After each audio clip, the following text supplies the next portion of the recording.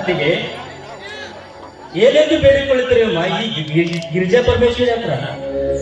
ಬಾ ಮೈದನ, ಮುಂಬರುವ ಪರೀಕ್ಷೆಯಲ್ಲಿ ನಾನಿಬ್ಬರು ಮೈದನರು ಮೊದಲ ರ್ಯಾಂಕ್ ಪಡೆದು ಪಾಸ್ ಆಗಲಿ ಅಂತ ಆ ದೇವಿಯಲ್ಲಿ ಬೇಡಿಕೊಂಡೆಯಪ್ಪ. ತೆಗೆದುಕೊಳ್ಳಪ್ಪ ದೇವಿಯ ಪ್ರಸಾದವನ್ನು.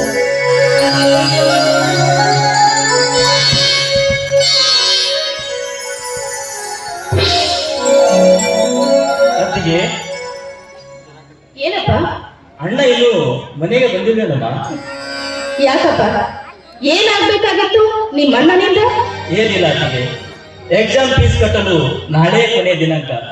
ಮೇಲಾಗಿ ತೊಡುವುದಕ್ಕೆ ಬಟ್ಟೆಗಳೇ ಇಲ್ಲ, ಇರುವುದು ಇದೊಂದೇ ಜೊತೆ ಬಟ್ಟೆ. ಅದಕ್ಕಾಗಿ ಮೈದನ, ಈ ಬಂಗಾರದ ಬಳೆಗಳನ್ನ ಮಾರಿ ಇವುಗಳನ್ನ ಎಲ್ಲಿಯಾದ್ರೂ ಮಾರಿ ನಿನ್ನ ಪರೀಕ್ಷೆ ಫೀಸ್ ಕಟ್ಟಿ ನೀನು ಮತ್ತು ನನ್ನ ಕಿರಿಯ ಮೈದನ ಭಾಸ್ಕರ ಹೊಸ ಬಟ್ಟೆಯನ್ನ ಹೊರಿಸಿಕೊಳ್ಳಿರಪ್ಪ. ನಮ್ಮ ವಿದ್ಯಾಭ್ಯಾಸ ಅದಕ್ಕೆ ನಿಂತರೂ ಚಿಂತೆ ಇಲ್ಲ. ತವರಿನವರು ಮಗಳ ಮಮತೆಗೆಂದು ಮಾಡಿಸಿಕೊಟ್ಟ ಬಂಗಾರದ ಬಳೆಗಳನ್ನು ಕೇವಲ ಎಕ್ಸಾಮ್ ಫೀಸು ಕೊಡುವ ಬಟ್ಟೆಗೋಸ್ಕರ ಒಡವೆಗಳನ್ನು ಒತ್ತೆ ಇಟ್ಟ ಮುಟ್ಟಾಳ ಎಂದು ನಾನು ನಿಂದಿಸಿಕೊಳ್ಳಲಾರೆ. ನನ್ನ ದಯವಿಟ್ಟು ಬೇಡ ಅತ್ತಿಗೆ. ಮುತ್ತೈದೆ ಕೈಯಲ್ಲಿರುವ ಬಂಗಾರದ ಬಳೆಯನ್ನು ಒತ್ತೆ ಇಟ್ಟು ಪರೀಕ್ಷೆ ಕಟ್ಟಿ ಪಾಸ್ ಆದರೆ ಇದರಿಂದ ನೆಮ್ಮದಿ ಸಿಗುವುದೆಂದು ತಿಳಿದುಕೊಂಡಿದ್ದೇನಮ್ಮ. ನಿನ್ನ ತ್ಯಾಗ ಬುದ್ಧಿಗೆ ಅನಂತ ಧನ್ಯವಾದಗಳು ತಾಯಿ.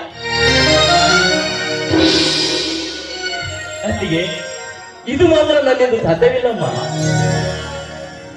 ಮೈದನ, ನನ್ನ ತವರಿನವರು ಮಗಳ ಮಮತೆಯನ್ನು ನೋಡಲು ಅವರು ಜೀವಂತ ಇಲ್ಲವಪ್ಪ. ಆ ಕಾಲೇಶ್ವರನ ಕಾಲದಲ್ಲಿ ಕಾಲವಾಗಿ ಬಹುಕಾಲವಾಗಿದೆ ಅಂದಾಗ ಯಾರಿಗಾಗಿ ಇವುಗಳನ್ನ ಕಾಯ್ದಿಡಲಿ, ಯಾರಿಗಾಗಿ ಉಳಿಸಿಕೊಳ್ಳಲಿ? ಮಕ್ಕಳಿಲ್ಲದ ಬಂಜೆಗೆ ಬೇಕಪ್ಪ ಈ ಬಂಗಾರದ ನೀನು ಹೇಳುವ ಮಾತು ನಿಜವಪ್ಪ. ಅತ್ತಿಗೆ ಆದವಳು ಮೈದನರನ್ನೇ ಹೆತ್ತ ಮಕ್ಕಳೆಂದು ಭಾವಿಸಿ ದೇಹ ಸವಿಸಿ ಕುತ್ತುಣಿಸಿ ಸಾಕಿ ಸವಿದರು. ಹೆತ್ತ ತಾಯಿಗೆ ಸರಿಸಮಾನವಾಗಲಾರಳು. ಎಂತ ಮಾತಾಡುತ್ತಿರುವೆ ಅಮ್ಮ? ನನಗೆ ತಾಯಿ ಸತ್ತ ನೆನಪೇ ಇಲ್ಲ.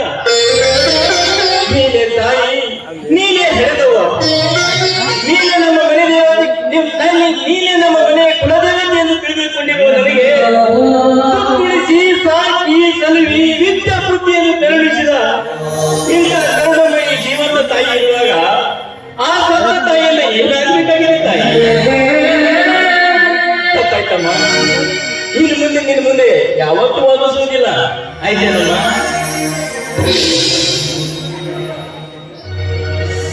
ಸುನಂದ, ಸುನಂದ. ಅತ್ತಿಗೆ, ಅಣ್ಣ ಬಂದಂತೆ ಕಾಣುತ್ತೆ. ಚಂದ್ರ, ಮೊದಲು ಈ ಬಳೆಗಳನ್ನ ತೆಗೆದುಕೊಳ್ಳಪ್ಪ. ನಾನು ಹೇಳಿದ ಹಾಗೆ ಮಾಡು. ಆದರೆ ಒಂದು ಮಾತು. ಏನಮ್ಮ? ಫೀ ಪರೀಕ್ಷೆ ತುಂಬುವುದಕ್ಕಾಗಿ ಅತ್ತಿಗೆ ಈ ಬಂಗಾರದ ಬಳೆಗಳನ್ನು ಭಿಕ್ಷೆ ಕೊಟ್ಟಳು ಅಂತ ನಿಮ್ಮ ಅಣ್ಣನಿಗೆ ಯಾವ ಕಾಲಕ್ಕೂ ಹೇಳಬೇಡ. ನೆನಪಿರಲಿ. ಅತ್ತಿಗೆ, ಅಣ್ಣ ಬಂದು ನಿಮ್ಮ ಕೈ ನೋಡಿ ಬಳೆಗಳು ಎಲ್ಲಿ ಅಂತ ಹೇಳಿದ್ರೆ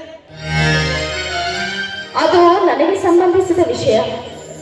ಮೊದಲು ಹೋಗಿ ನಿನ್ನ ಕೆಲಸವನ್ನ ನೆರವೇರಿಸಿಕೊಡಪ್ಪ. ಆಯ್ತಮ್ಮ. ಎಚ್ಚರ, ಬೇಗನೆ ಬಂದು ಬಿಡು. ಆಯ್ತಮ್ಮ, ಬೇಗ ಬಂದು ಬಿಡುತ್ತೇನೆ.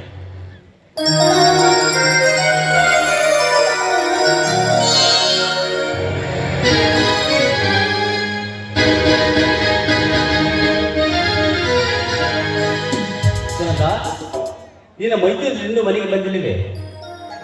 ಬರುವ ಸಮಯವಾಗಿದೆ ಸ್ವಾಮಿ.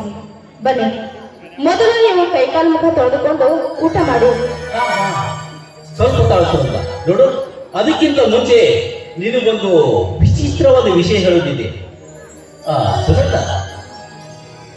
ಬಡವರ ಬಂದು ದೀನ ದಯಾಳು ಎಂದು ಹೆಸರುವಾಸಿಯಾದ ಆ ದಿವಾನನ ಫ್ಯಾಕ್ಟರಿ ಲೆಕ್ಕಪತ್ರಗಳನ್ನು ಪರಿಶೀಲಿಸುವಾಗ ನನಗೆ ಬಹಳ ಅಂದ್ರೆ ಬಹಳ ಆಶಯವಾಗುತ್ತದೆ.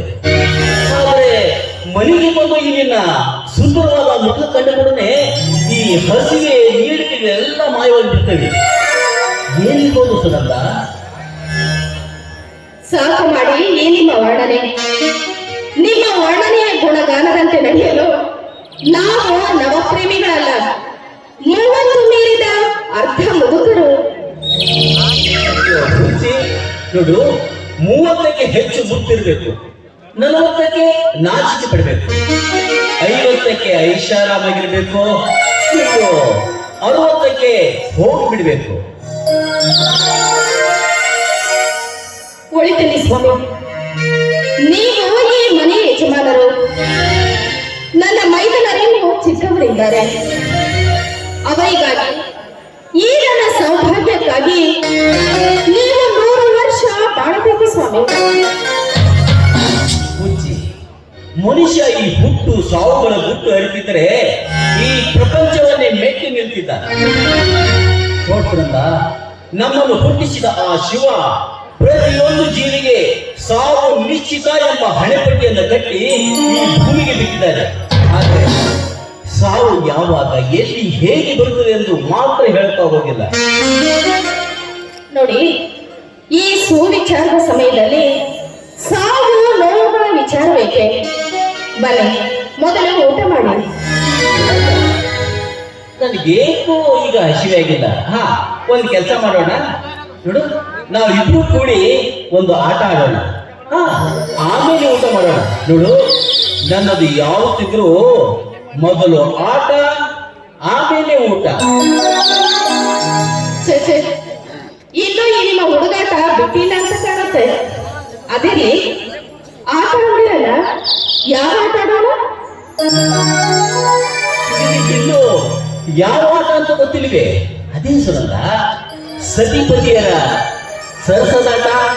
ಈ ರಾಗ ತಾಳಗಳ ಧಾಟಿಯಲ್ಲಿ ಹಾಡಿನ ರೂಪದಲ್ಲಿ ಆಡೋಣ. ಸುನಂದ, ನಿನ್ನ ಮೊದಲ ಕಂಠದಿಂದ ಒಂದು ಹಾಡು ಕೇಳಬೇಕೆಂಬ ಆಸೆಯಾಗಿದೆ. ನನಗೋಸ್ಕರ ಒಂದು ಹಾಡು ಹಾಡ್ತೀಯಾ? ಹಾಡುವುದು ನಿನ್ನ ಹಾಡಿನಲ್ಲಿ ಅಮೃತವೇ ತುಂಬಿಕೊಂಡಿರ್ಬೇಕು ಅಂತ ಒಂದು ಹಾಡು ನೋಡೋಣ.